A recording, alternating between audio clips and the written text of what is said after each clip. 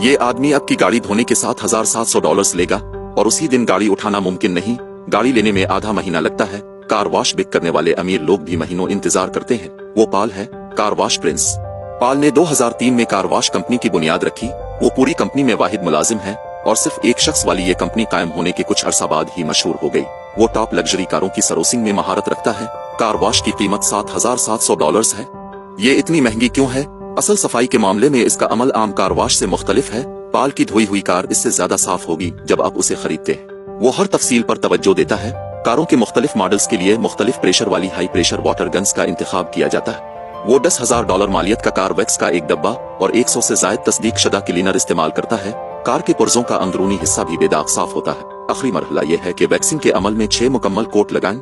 तमाम मराहिल मुकम्मल होने के बाद पाल गाड़ी पर मौजूद स्क्रैच और गंदगी को देखने के लिए कार की बॉडी की हर तफसील का बगौर मुआयना करेगा। वाज़ेह तौर पर पाल ने